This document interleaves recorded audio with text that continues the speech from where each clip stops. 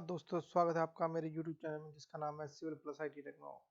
तो आज के वीडियो हम डिस्कस करने वाले हैं एक और नए प्रोजेक्ट के बारे में जिसके बारे में आप जानते होंगे, सागरमाला प्रोजेक्ट। इस प्रोजेक्ट के अंतर्गत भारत अपने बंदरगाहों को समुद्री मार्गों से और दूसरे देशों से जोड़ना चाहता है। जैसा कि आप जानते हैं, भारत के समुद्री राज्यों जैसे कि मुंबई से लेकर कोलकाता तक समुद्र से जुड़े हुए हैं, जहाँ पे भारतीय बंदरगाह बुनियादी ढांचा, संचार के विकास तथा माल ढुलाई के लिए आदि के मामले में काफी पीछे है। सकल घरेलू उत्पाद में जहां रेलवे की हिस्सेदारी लगभग 9% और सड़क परिवहन की 6% है, वहीं बंदरगाहों के बारे में बात करें तो इसका लगभग 1% हिस्सा ही काम में आता है। वर्तमान समय में भारतीय बंदरगाह मात्रा की दृष्टि से देश के निर्यात व्यापार का 90% से अधिक हिस्सा संभालते हैं।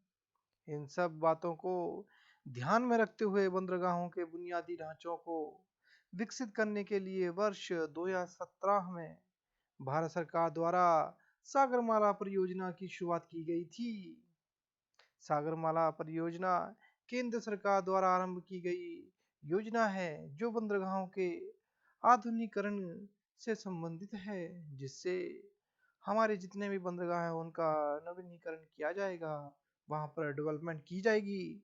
हालांकि इस परियोजना के बारे में कहा जाता है कि ये परियोजना सर्वप्रथम तत्कालीन प्रधानमंत्री अटल बिहारी वाजपेयी द्वारा 15 अगस्त 2003 को प्रस्तुत की गई थी।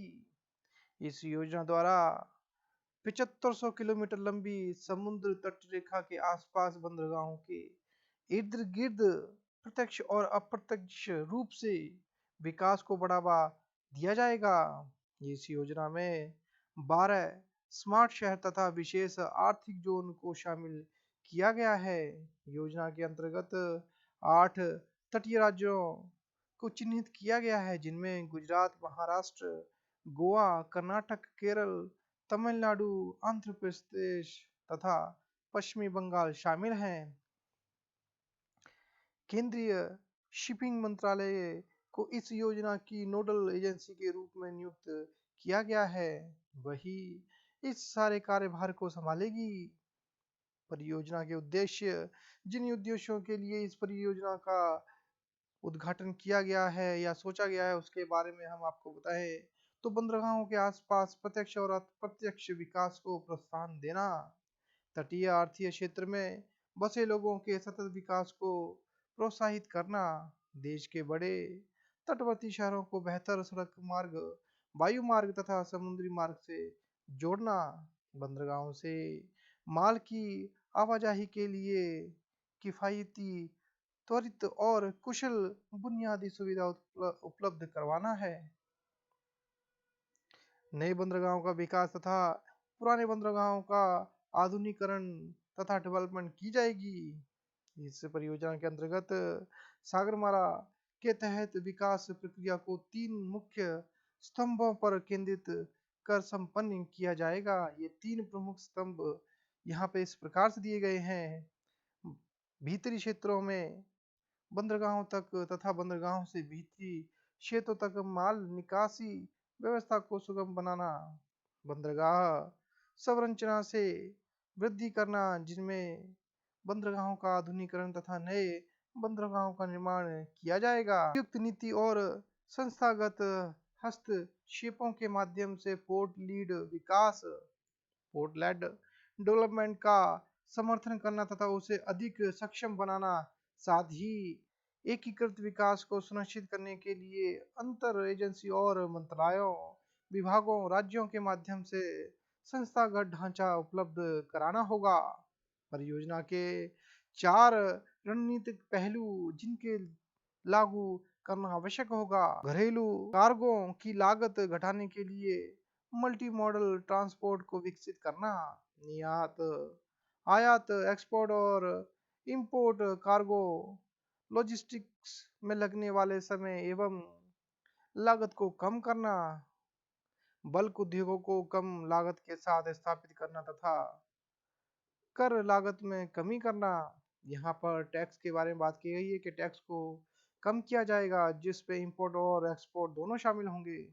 बंदरगाहों के पास पृथक विनिर्माण क्लस्टरों की स्थापना कर निर्यात के मामलों में बेहतर प्रतिस्पर्धी क्षमता प्राप्त करना। वर्तमान समय में वैश्विक समुद्री व्यापार की महत्वता बढ़ रही है। अकेले हिंद महासागर द्वारा दुनिया के तेल व्यापार का 2/3 हिस्सा संचालित किया जाता है। कंटेनर द्वारा तकरीबन 50% व्यापार हिंद महासागर द्वारा होता है तथा आने जाने वाले दिनों में इसके बढ़ने की संभावना और ज़्यादा होती है।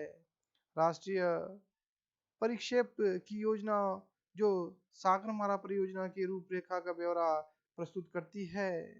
उसके अनुसार इस योजना के परिचालन में लॉजिस्टिक्स लागत में लगभग 3500 करोड़ रुपए की लागत सालाना पैसे खर्च होंगे और इसके साथ साथ भारत का व्यापार निर्यात लगभग 110 अरब डॉलर के स्तर तक पहुंचने की संभावना है। इस परियोजना के क्रियान्वयन से 1 करोड़ नए रोजगारों की सृजन होने की संभावना है जिसमें 40 लाख प्रत्यक्ष रोजगार सृजित होंगे। सागरमाला परियोजना द्वारा कौशल विकास एवं मेक इन इंडिया को ध्यान में रखते हुए बंदरगाहों का विकास कर औद्योगिकीकरण को बढ़ावा देते हुए तटीय संभावनाओं का दोहन किया जाएगा। परियोजना के माध्यम से मछुआरा एवं तटीय समुद्रों के लिए भी नए अवसर सृजित होंगे। यदि परियोजना के सामरिक पक्ष पर विचार करें तो यह चीन की स्ट्रिंग ऑफ पर्ल्स प्रोजेक्ट के लिए विरुद्ध भारत को बंगाल की खाड़ी, अरब सागर और हिंद महासागर में सामरिक दृष्टिकोण से सुरक्षा भी प्रदान करती है। अतः कहा जा सकता है कि सागरमाला परियोजना भारत के लिए न केवल आर्थिक दृष्टिकोण से अपितु सामरिक एवं राजनीतिक दृष्टिकोण से भी अति महत्वपूर्ण है।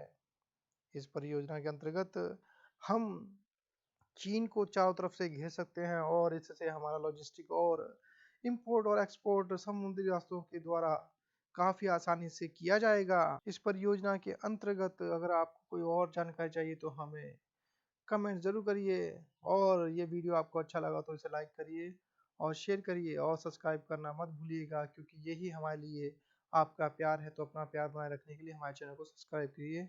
जय हिंद, जय भारत।